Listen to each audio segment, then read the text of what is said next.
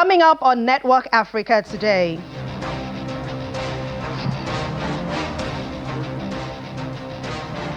At least 6 people killed in deadly accident on Kara Bridge in Lagos, Nigeria. Tanzania imposes indefinite curfew on main city of Dar es Salaam after violent clashes on election day.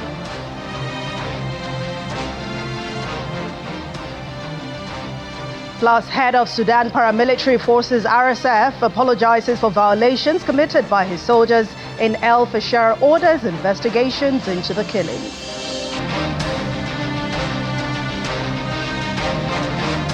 We begin right here in Lagos, where at least 6 people have lost their lives and others injured following the multiple accidents along the Kara Bridge axis of the Lagos-Ibadan Expressway. An initial accident had occurred on Wednesday night involving 2 articulated vehicles that collided and got burned, while another multiple accident occurred in the early hours of today. It's a Black Thursday in Lagos following a horrific multiple accident that occurred along the Kara Bridge axis of the Lagos-Ibadan Expressway. An accident involving 4 trucks and a towing vehicle. According to eyewitness, one of the trucks lost control and ran into the second, leading into an explosion. The Lagos State Commissioner of Police confirmed that a policeman was among those who died, alongside others. It's a case of multiple accidents, which is currently under investigation. We recovered so far 3 bodies and additional 1 body still being looked for. And it's very unfortunate that we lost one of our personnel, a police inspector, that came with the advanced team to salvage the situation. Hours later, another accident occurred on the same Kara Bridge, this time involving a smaller truck that got stuck in the middle of the highway. A towing vehicle was in the middle of hauling it when a bigger vehicle rammed into them, causing another multiple accident and gridlock.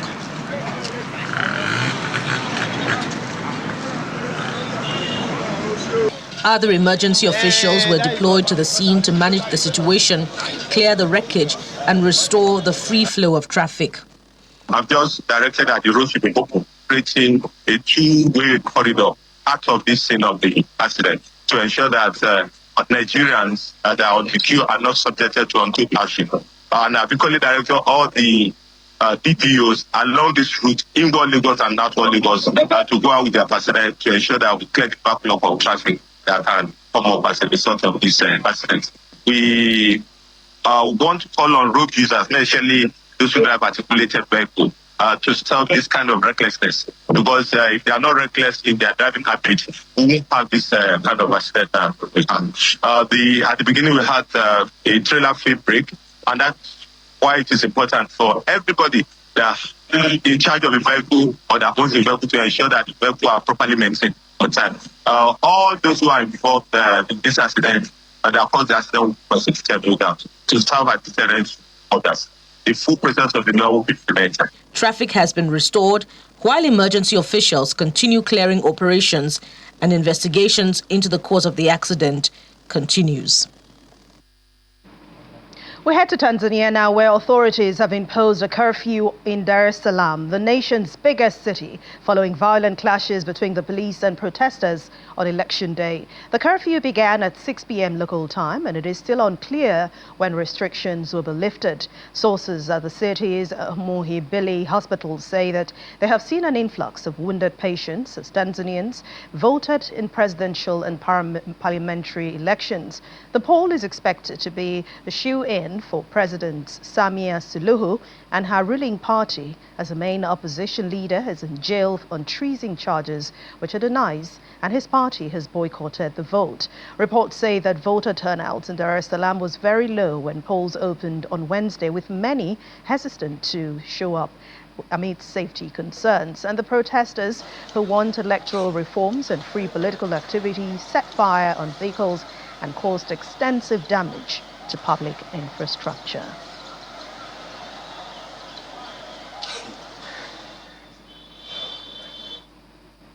The leader of Sudan's paramilitary rapid support forces, the RSF, has declared an investigation into what he called violations committed by his soldiers during the capture of El Fasher. The announcement by General Mohammed Hamdan Dagalo, known as Hemedti, came after escalating reports of mass civilian killings following the RSF's takeover of the city in the Darfur region on Sunday.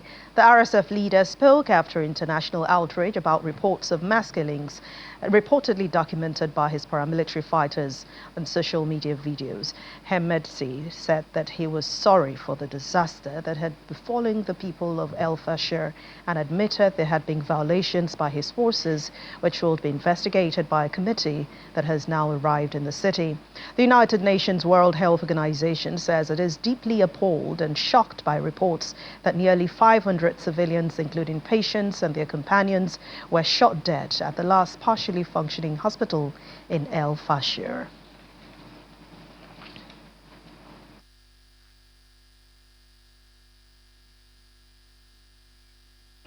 Joining us now is Nasser Mohammed, who's a social activist and a resident in Port Sudan. Thank you very much, Nasser, for joining us on Network Africa.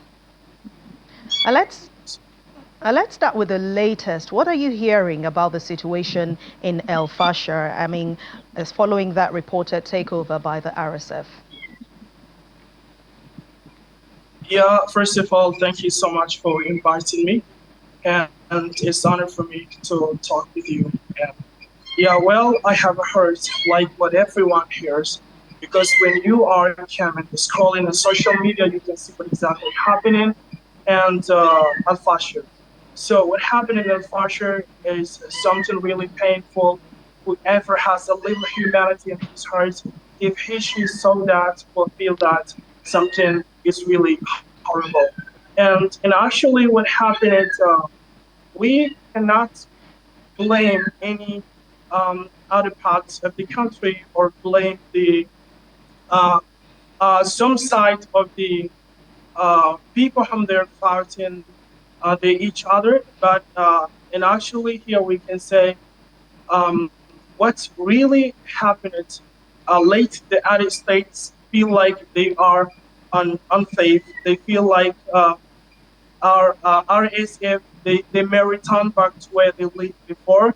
And even, here I'm in Sudan right now, but many people, when you ask them how about they staying in Sudan, they feel like they are going to run in a neighboring country. But before, and the past 1 month, like just like the people on the flew to the neighboring country, they start coming to their homes as they were before. But now they are in terrible, they are in fear. They are trying also to escape one more time because of what happened to Al Fasher. What happened to Al Fasher is something really painful. We hope this something to be not to continue on. We would like United Nation and also African Union to see what exactly um, things should be done to Sudan in order for this war to stop. All right, now, sir, I know you've talked about the feeling of some of these people, but for the ordinary person living there and in other parts of Sudan, especially knowing that over 500 civilians were killed in that takeover, what does this development mean for them? And are they feeling more fearful, or are they just exhausted by this ongoing conflict? Maybe they hope for a better thing to happen to them going forward. Yeah, of course, of course. I'm scared. Yeah, and not me or not I alone.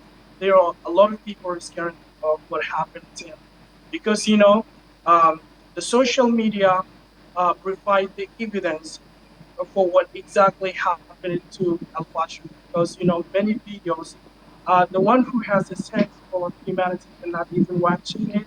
But when people all see like something that happened, they are afraid this thing to come to them exactly and to be repeated. That the first point I have mentioned, that many people have like a decision to go out from the country where the war has not been before. They are preparing themselves for fleeing to the neighboring country in order to get a safe life and to continue what they do as usual. All right, Nasser, I mean, many Sudanese have been displaced multiple times since this war began. There are also growing concerns about access to food, medicine, and especially clean water. What is the humanitarian situation like where you are, and what are people doing to survive? Yeah, of course, here we are facing a difficulty, but you have been mentioned here.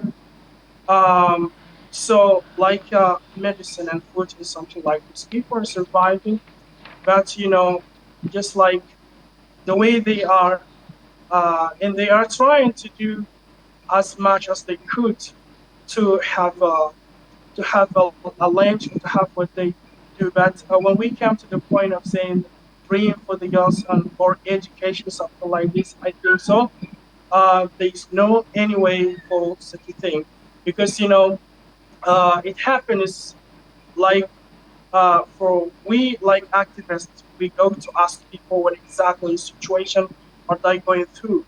Yes, they're going to tell us we are suffering, but we are working only just for what to eat. We don't think about what we will do in the future because the life as you see it yesterday. This is the question that we have collide from the citizens here in Sudan because we go to around and asking about what they do for living and they're telling us what exactly they're going through. I can only imagine. I mean, that must be a very tough situation for you all. But you, as a social activist, how are communities trying to support one another in this very difficult time, especially when we know the government structures were largely destroyed during that takeover? Well, exactly this is the most difficult thing. As a human, you are in the same situation. To get other people in the same situation, and all of you needs help. Both of you means you need help. That to help each other. So, and actually, we make like initiative. As I'm the leader of the initiative, call it by the name of we are all brothers. We are helping the poor people, and from our pockets, we are trying to help those whom they in need more than us. This is how we are going to reach this initiative. Or Sudan, student development. Let's talk about the RSF and the army now. We know that we've seen them trade accusations about who's actually responsible for the suffering going on there. But from your own perspective as a citizen, what do people want to see happen going forward? Well, when we come to blame, we can blame them both. But what really terrifies us is that um, the citizens has no any guilty about what happened. We don't want, if they want to fight for themselves, let them fight. But we, as citizens, we want to live without any harming. But I think this is maybe impossible. At the one domain, somebody to say, I will say it may be too difficult. But when we come to blame, we can blame them both. But we are trying and hoping to get the solution of this what happened and on the ground here in Sudan. This is what we hope. This is what we wish for. All right, thank you very much, Nasara Mohammed, social activist and resident of Port Sudan. Thank you very much. I hope everything goes well and this is sorted. And please stay safe. Thanks a lot.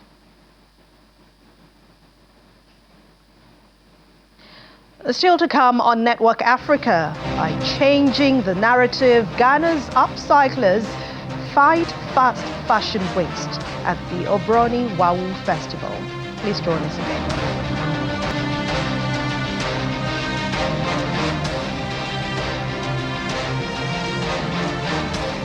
Welcome back. You're still watching Network Africa on Channels Television. Let's head to Ghana now, where the Central Bank Governor of Ghana says the economy is showing renewed signs of stability as the nation launched a year-long campaign to mark 60 years of its national currency and its role in shaping Ghana's economic independence. Speaking at the official launch of the City at 60 initiative in Accra, Ghana, Johnson Bandits Asima says the anniversary marks a new milestone for the currency, with the event serving serving as a moment for national reflection and renewed confidence in Ghana's economic direction.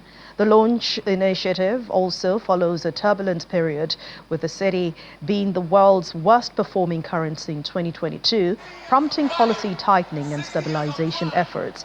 According to ASIMA, the cedi has since appreciated by about 37% as of October, and according to the World Bank, it is the best performing currency in sub-Saharan Africa for the first 8 months of 2025.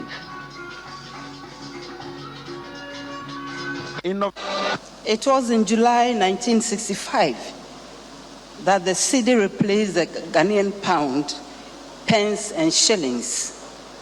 This was the result of a bold plan by Dr. Kwame Nkrumah to free our economy from colonial structures. As we know, the cedi is drawn from the cowrie shell, which for centuries served as reliable currency.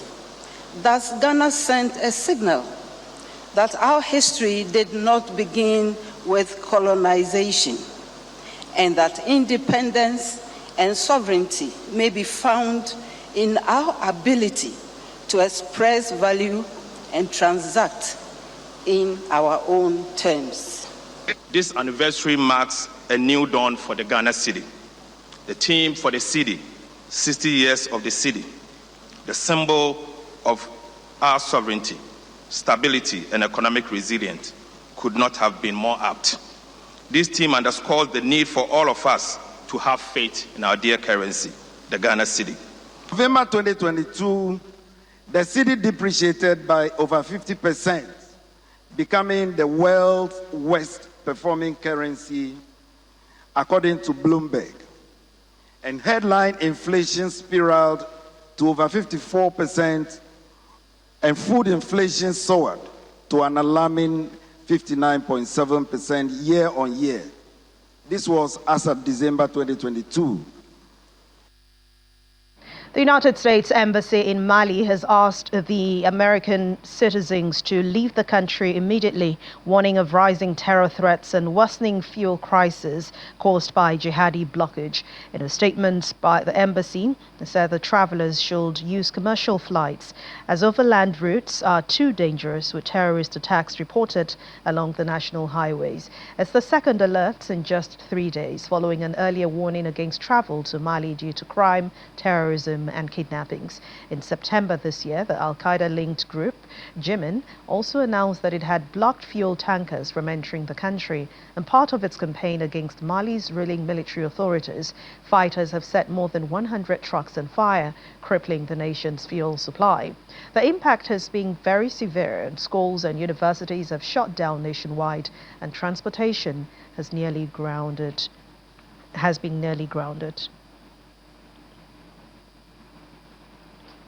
A crime intelligence-driven operation in Midrand, South Africa, has resulted in the discovery of 20 million rands worth of cocaine. According to National Police spokesperson Atleda Mathi, SAP's intelligence acted on a tip-off. Further investigation revealed that the drugs were brought into South Africa from a neighboring country, and a 56-year-old man has now been arrested. Police were acting on information that there are drugs being stored at a plot in Blue Hills Midrand. We then obtained a search warrant, and we then pounced on the plot, where we found the drugs hidden in a storage room on that particular plot. We can confirm that we have arrested the owner of the plot, a 56-year-old man. He has been arrested, and the cocaine weighing about 80 kilograms, which is worth 20 million, has been seized. He is expected to appear before the Midrand Magistrate Court later on this week on a possible charge of possession of drugs as well as dealing in a drug. We head to Yambio, the capital of South Sudan's western state. Young artists are now using their creativity to drive positive change. Under the theme, Building Our Future Together, secondary school students have participated in an inter-school arts competition organized by the United Nations Family in South Sudan. The event provides a platform for students to express their hopes for peace, unity, and a sustainable future through modern dance, drawings, and environmental art. Their call for collective action added a distinct local touch to the UN's 80th anniversary celebration. Let them be united, let them stand as one people, and such that we can progress. Gearing towards reaffirming and supporting the environmental issues and also providing a livelihood. We have a lot of other issues related to reconciliation, peace building, and issues related to stabilization of peace. This need really the efforts that UNMISS is making. The state has made important strides toward reconciliation and stability, and the UN continues to work hand in hand with community to consolidate the gains of peace. Through our peacekeeping presence and support to local peace committees, we remain dedicated to ensure that dialogue and understanding prevail. And finally on the program, Ghana's upcycling movements took center stage in central Accra for the Obroni Wawu October Owo Festival, as hundreds of designers and retailers gathered for the celebration of sustainability and resistance against fast fashion waste. And this year's festival, the first since a January fire devastated parts of Kantamanto, saw more than 100 designers return to showcase upcycled creations and highlight what they call a growing responsibility gap in the global fashion industry. This event, like Owo and the work of upcyclers, organizers are hoping that the push for sustainability is not just a national action, but a blueprint for global north to pay attention to.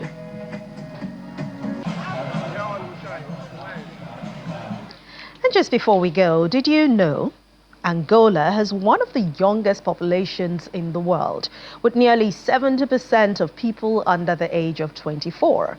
The country's 400-year Portuguese colonial history is still visible in its language, food, and architecture.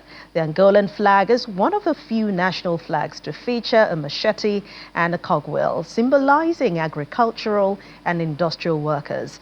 Angola is home to red giant sable antelope. The animal is a national symbol of Angola, which was thought to be extinct, but was rediscovered recently. And that's it on Network Africa for today. Thank you so much for watching. I'm Anne Omawado. Join us again tomorrow for another edition.